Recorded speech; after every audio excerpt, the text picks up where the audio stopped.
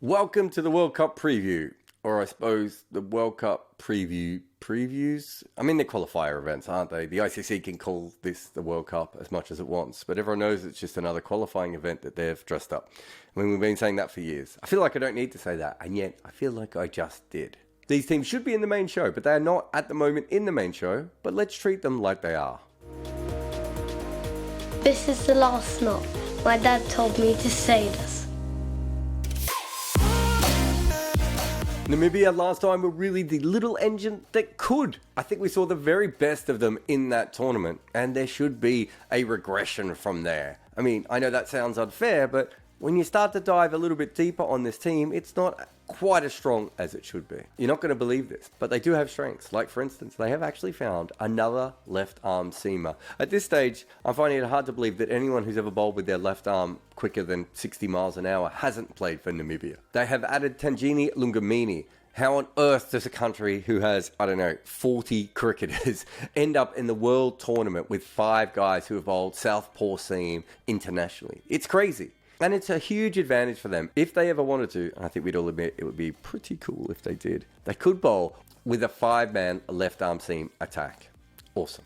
Clearly, they're not a great side though. I mean, they still can't bat very well. David Wiese was the top scorer in the World Cup, and he's a number 6 or 7 who slogs and hits and all that sort of stuff. He shouldn't really be your top scorer. And yet he made a lot more runs than everyone else. And considering they had 8 matches, it's actually kind of impossible to believe that he was the only guy to make 200 runs. And it gets worse if you look at strike rate as well. Wiese scored at 127. Erasmus was 104, and the only person with a great strike rate was Trumpelman, who faced 22 balls. Now, some of this is suppressed by the World Cup being slow scoring in that last tournament, but it wasn't suppressed this much.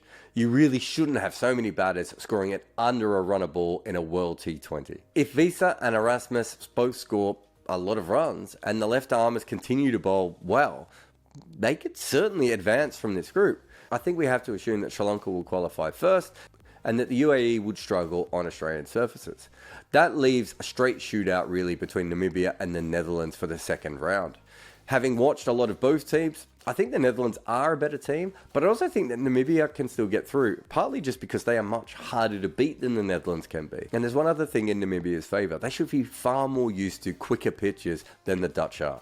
The worst case scenario is that they don't make any runs, and having a bunch of left arm seamers ends up not mattering at all to them. It could actually be quite an ugly tournament for them, as this is going to be much higher scoring than the last. And that might end up highlighting their problem. There's no doubt that the worst case scenario is them not winning a game at all. After a great World Cup like that last time, at the very least they need to get a win on the board. It was ugly last time for the Netherlands. Curtis Camphor took 4 wickets in 4 balls against them, and in some ways that was really the entire story of their World Cup. Max O'Dowd did make 250s. That's also the number that the Netherlands went on to make. Namibia beat them fairly easily, but worse was when Sri Lanka dismissed them for only 44. It was about as bad a tournament as the Netherlands could have had in a very, like an emotional nightmare. They do have strength, of course. Their seam bowling has been their thing for quite some time now. Van Meekeren, Glover, Van Beek, Klaassen, Van de Gutten. I mean, that is a lot of seam. And none of those bowlers are terrible at all. It's a really good collection. Associate teams don't usually have that many options available to them. And this World Cup's going to be in Australia. That's going to be really handy. Of course, they also probably have one of the more promising players when it comes to all-rounders coming into this tournament. Baz de Leader, who is very young and raw, but if you look at his basic skill set, he bowls at a very decent pace for someone who can bat. He doesn't really seem to have that many tricks at the moment, but because he gets the ball through at a decent speed, he's still quite handy and could be very handy in Australia. And he can certainly bat. Again, I think this is way too early a tournament for him, but most teams would kill to have an all-round talent like this to be able to throw in their top 6. And as usual, they have a decent middle order. Cooper, Ackerman and Van der Merwe. That's always a decent punch, even if Ryan Tentascata is no longer there. You throw Baz de Leader in there, and there's even more of a punch to that punchness. But essentially, that is what they have been able to do over the last few years. They take wickets because they have a lot of seamers, and then their batters usually hold them up and get them decent total. They do have some pretty big problems, though. They just lost Peter Saylor, meaning that they go into a tournament with no locked-in frontline spin option. Roelof van der Merwe will bowl, and he's definitely handy. But this does seem like a bit of a problem. There is nothing wrong with Tim Pringle, whose father played for New Zealand, but he's very green, and all their spin options are incredibly green. Under the pressure of a World Cup, you just can't see how they're going to stand up game after game. Also, when it comes to the top order, they are a lot more thin. O'Dowd, as I said, made a couple of 50s in the last World Cup, and he's a quality associate player, but I'm not sure he can punish people at this level. And Vikramjit Singh is going to be his opening partner. He might be a really good player one day, but he's also 19, and opening at a World Cup is tough. It's possible they might use Baz the leader as a pinch hitter right up the order because he's such a natural striker. But again, you're throwing a young player up at the top and hoping it works.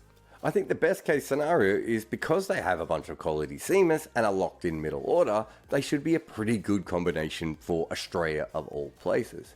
They'll also be pissed at the last tournament, right? They'll have massive motivation.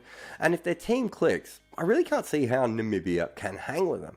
Not to mention that they bounced out the UAE a couple of years ago in Dubai for a qualifying event. So this is clearly a very, very good team within this group. So there's no reason why they can't make it to the next round. I can't see them winning many games if they do get to the next round.